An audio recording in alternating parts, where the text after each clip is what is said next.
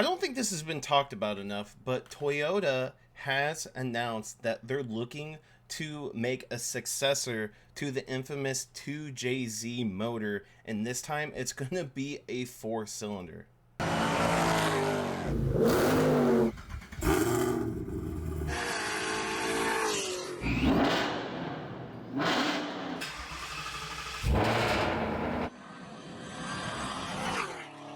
Yes, you guys heard that right.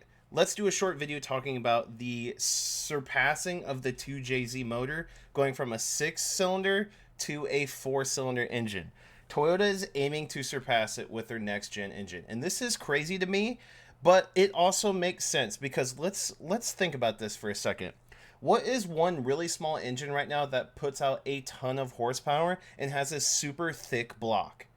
That is the GR Corolla and also the Yaris, the GR Yaris. It's a three-cylinder engine that produces 100 horsepower per cylinder, and that block is thick. If I do remember correctly, and you can quote me on this in the comment section down below, but I do believe you can get up to 500 all-wheel horsepower out of that engine until you have to start building it. That's how thick the block is. That's how like hardened everything is. I don't know about the forged material necessarily, but that's just how stout the block is as a whole before you need to start actually, doing pistons, rods, and all that. So like the whole engine build is extremely strong and stout. And like I just iterated like 1,000 times, blowing a hole in that block is almost impossible. It is thick as hell. Make sure you check out an engine video on those. It's absolutely insane. So this is crazy, right? Let's go ahead and look at AutoDrive's article and go over it. So we're just going to do snippets of this. I will link this in the description down below. Toyota unveiled its next-gen engine plans during an ICE Technology Summit in May, and there were some beauties. The upcoming engine lineup included naturally aspirated and turbocharged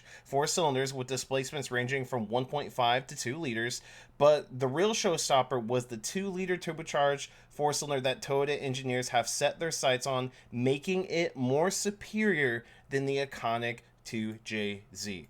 Now, for those that don't know how good that engine was, let me show you how much horsepower you can make reliably on that engine back in the 90s. So I pulled this from a website and I was looking, I was like, how much can you reliably make?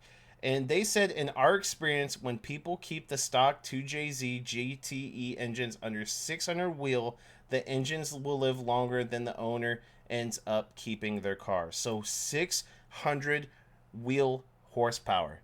That's crazy. So you're looking at like 700 plus crank. That is amazing. Back in the 90s, that is amazing. And I'll link this article in the description as well. So let's go back.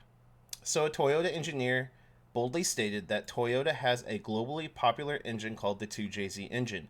I would like to aim for an engine that surpasses that. It's a tall order after all. The 2JZ is a revered 3.0 inline 6, but Toyota seems confident that this smaller 2.0 liter unit could meet or even exceed the 2JZ's performance and reputation, and the success of Toyota's 1.6 liter engine found in the GR Corolla. I did not read this before I said that.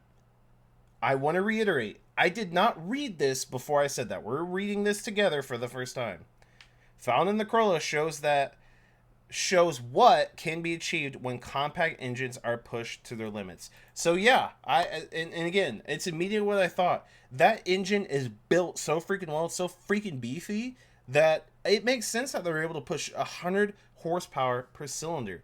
So I would say bar minimum horsepower per cylinder. If it's 100 still, it's going to be a 400 horsepower engine, and you can probably turn it up to 600, maybe even 700. So if we take 100 horsepower per cylinder in this four-cylinder engine, making it 400 crank horsepower, and then say it makes around 320 wheel horsepower or rear wheel. We don't know if it's going to be all-wheel or rear wheel, depending on the platform they put this in. And then add, because the Corolla can make up to like 500 wheel horsepower, you're knocking on the door, but that's an extra like, what, 270 wheel horsepower because it makes like 230 to the wheels. So that's 270 wheel horsepower. Add 270 wheel horsepower to, let's say, 320, right? 320 wheel horsepower from 400. We'll just say 320, okay? That's almost 600 wheel horsepower. That's insane out of a 4-cylinder engine before you have to build it to get even more. That is plenty. And you know Toyota, look at the new Supra, they like to put these engines in cars that don't weigh very much. So if the car weighs 3,200, even 3,400 pounds, because you can always shed weight too, even 3,400 pounds, and it makes almost 600 wheel horsepower after modifications, and it's a 4-cylinder, which the engine, see, that's the thing, the car probably wouldn't even weigh 3,400 pounds. It would weigh less than 3,400 pounds because the 4-cylinder engine wouldn't weigh that much. So it's just mind-boggling. So let's keep reading here. Early testing has already begun. Reports indicate that 2 prototype vehicles, one being a 400 horsepower Lexus IS and another 600 horsepower Lexus RC. That's insane. That's a fully forged built motor, are being used to put this engine through its paces. The Lexus IS is paired with an 8-speed automatic transmission, while the RC opts for a 6-speed manual, hinting that the latter could be destined for motorsport. Either motorsport, or they'll also probably put a dual clutch transmission in there also. I'm curious to see. Toyota likes to bring motorsports vehicles to the street for the public, so we'll have to see. Rumors are swirling that these engines might find their way into future Toyota models because we have the MR2, the Celica coming. And reports are being developed at personal request of Akio Toyoda. But these engines aren't just about preserving the past. They're being optimistic for future electrification, signaling Toyota's intention. Yeah. So yeah, what if you partner this, let's just go with the 400. What if you partner the 400 horsepower engine with a 200 or 250 horsepower battery, right? And make it all-wheel drive as an insane hybrid. There are a lot of, at least today, now, there are quite a few performance hybrid cars that are successful. You can look at the Chevy Corvette with the E-Ray, and then you can also look at, what is it, the Lamborghini Revuelto or something like that. It's a hybrid. You've got some Ferraris that are hybrids that are blistering fast. So there's nothing wrong with hybrid performance cars, and I think as car enthusiasts, that's the next step. It's not full electrification, so we don't have to worry about that. We still have our engines. We can still hear them. We can still modify them. And then just that battery is just extra horsepower every single time. So when we increase the output of the engine, you can guarantee that that 200 horsepower electrification engine, the electric engine, is always going to put out 200 horsepower. So if you go from 400 horsepower to 700 crank horsepower, add 200 more, you have a 900 horsepower vehicle because they go in unison. So I think it's the future, not full electric. This is for car enthusiasts, of course, not full electric.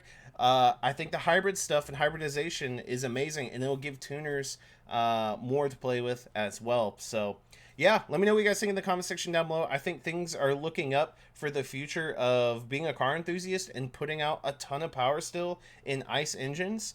With electricity and regular electric cars kind of going on the back burner because we saw that coming, let's be honest. More technology like this with better gas mileage but huge power outputs is very promising. And who knows, maybe Toyota will do a 6-cylinder too with a turbo, because 6-cylinder turbo cars are fuel efficient also. So let me know again in the comment section down below. Smash that like button, and I'll see you guys in the next one.